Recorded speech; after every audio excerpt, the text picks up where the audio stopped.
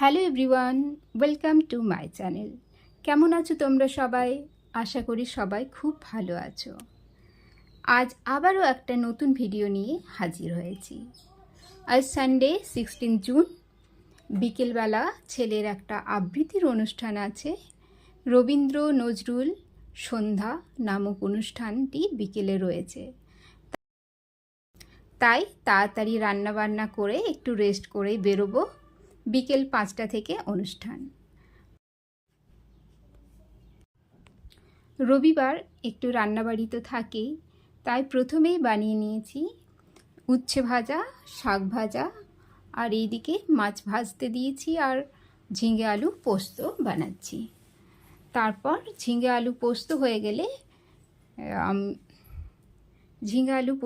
গেলে আমরা চাটনি বানিয়ে নিলাম। এইদিকে মাছের ঝোলও রেডি।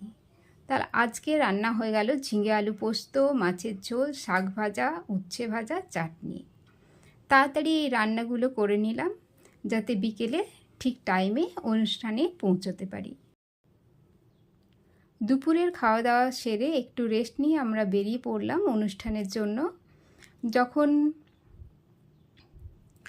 যখন পৌঁছালাম দেখলাম যে অনুষ্ঠান শুরু হয়ে গেছে। যে স্যারের কাছে আবৃত্তি শেখে তিনি সঞ্চালনা করছিলেন। প্রথমে ছোটদের একটি আবৃত্তির অনুষ্ঠান হলো এবং তারপর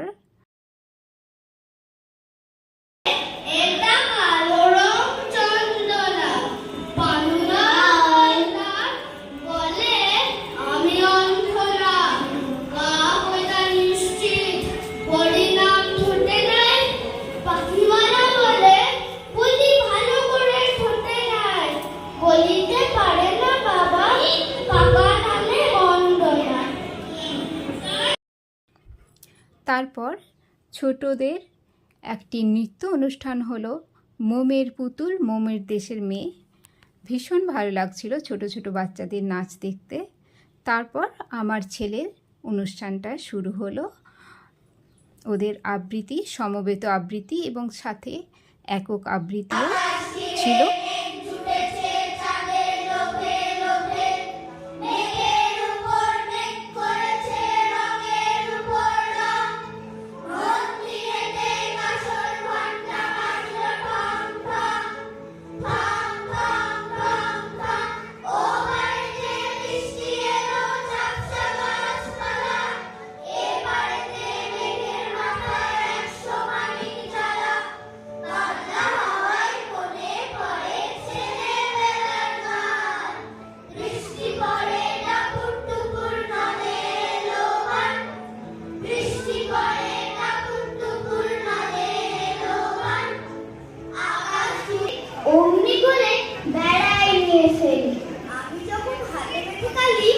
ঘরে ফিরি 4:30 বাজে। কোদাল নিয়ে মাটি কোপায় মারি। বাবুদের ওই ফুল বাগানের মাঝে কেউ তো ধরে মানা নাহি করে। কোদাল পাছে পড়ে পায়ের পরে, গায়ে মাথায় লাগছে কত করে। কেউ তো এসে বকে না তার কাজে। মা কানে তো পরায় না শাক জামা, ধুয়ে দিতে চাই না ধুলোবালি। ইচ্ছে করে আমি হতেম যদি বাবুদের ওই ফুল বাগানের মালিক। একটু বেশি রাত না হলে ওদের অংশটি শেষ হওয়ার পরেই আমরা বাড়ি চলে এলাম। তারপরেও অনেকক্ষণ অনুষ্ঠান চলে, যদিও আমরা বাড়ি চলে এসেছি। ভিডিওটা ভালো লাগলে লাইক ও সাবস্ক্রাইব করো। ধন্যবাদ।